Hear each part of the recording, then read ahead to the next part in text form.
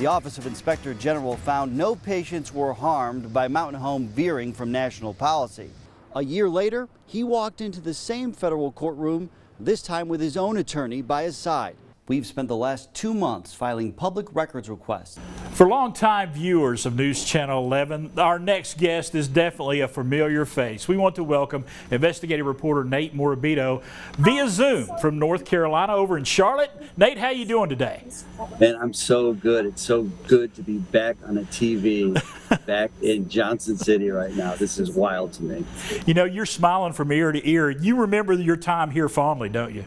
Oh my gosh, I loved my time there. I was actually thinking about this, and I think about it often actually, and not just because of the people I worked with, but because of the viewers and because of the impact that we had there. If my career were to have ended at WJHL many years ago, it would have been a success.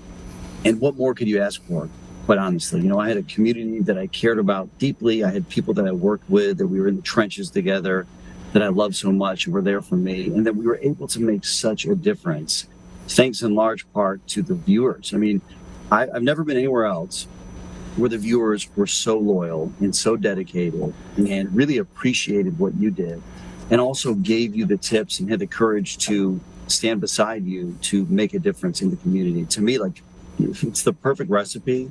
Decade after decade, this has been the culture, the DNA of that TV station. I'm just so honored to have played a small role in history there. And you know, I look back on your time here, and I was in the news department at the same time you were, and you kind of brought investigative reporting to the forefront here at News Channel 11. Do you feel honored that you were the one that was kind of the trailblazer on that score? Well, let's be real here. I was the face of it, but there was a general manager, there was a news director, and a chief photographer that all played critical roles in making that happen. But to me, you know, for the longest time, we had a lot of trouble doing some of the stories there because people were not used to it. Elected leaders were too comfortable there in Johnson City. And so it became, you know, a real challenge. And it was something that I was, you know, more than dedicated to doing. And over time, to be recognized as the watchdog, still today, it's unbelievable the number of people that'll reach out to me. Or if I come back to visit, the people that'll stop me and talk to me. Before we did this together, no one was doing it there. And so to me, it's such an honor because we really did make a difference, changed state laws, federal laws. People went to prison and justice was brought because of our reporting. I mean, for a small market, that's a huge deal. And again, it's a testament to the TV station, to the bones there, to the people there, and to the community that has an appetite for wanting this kind of journalism.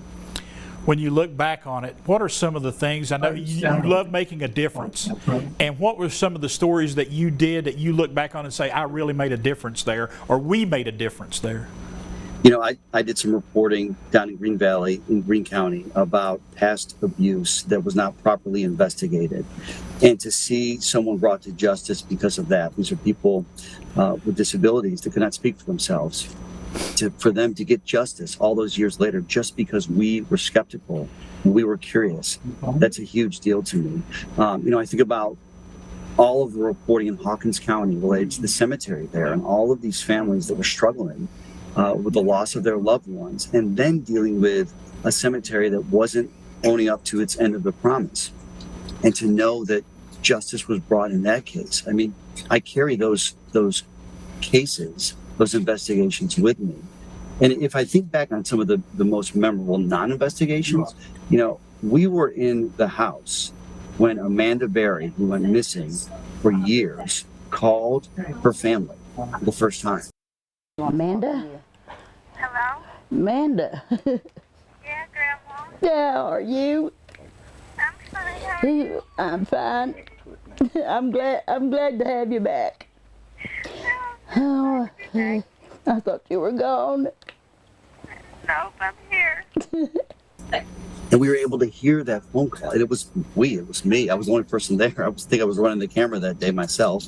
And to be able to share the joy of a missing person being reunited with their family, being there in that moment.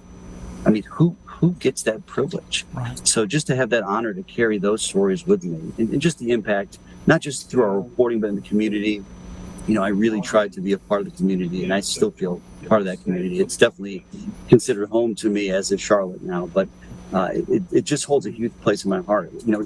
I came there when I was maybe 23, 24, and I spent 14 years there. I mean, my young adulthood all occurred there. All of my big life moments occurred with the people around me there at WJHL. And so to me, it's such an honor to be a part of it. It was an honor to be part of being around you and to see you grow as a reporter, and just to see you take on the establishment, to take on those challenges. And you're doing the same thing. You told me that if you ever left WJHL, it would be to go back home, which you have done. And what are the challenges you're facing now? Tell our viewers what you're up to now. So I am an investigative reporter in Charlotte. I've been here for more than 5 years now. I grew up in Charlotte. This is my original home, and I'm doing the same kind of work, taking on big systemic problems, institutional problems, exposing wrongs, trying to right wrongs. And here there's a lot of TV stations and a lot of media, quite honestly. Back in Johnson City, there were really just 2 TV stations, right? And so you had this loyal, viewership, very interested in what you're doing. But now we're so segmented in how we can get our news that it becomes even more challenging sometimes to make an impact. But we're still doing it. I do it every day.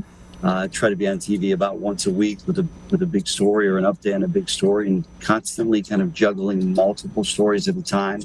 And I'm very proud of the work that we've been able to continue to do. To me, this job, you have to do consistently great work, and that is so hard to do. And again, WJHL gave me the platform to start doing that. Well, Nate, it's been a pleasure talking with you again. Hope to see you in person sometime soon.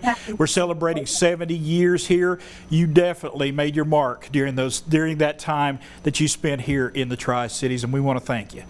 Thank you so much. I need to get back up there for sure. All right. Nate Morabito, ladies and gentlemen, as we celebrate 70 years of WJHL and News Channel 11. We'll be back with more coming up in just a little bit.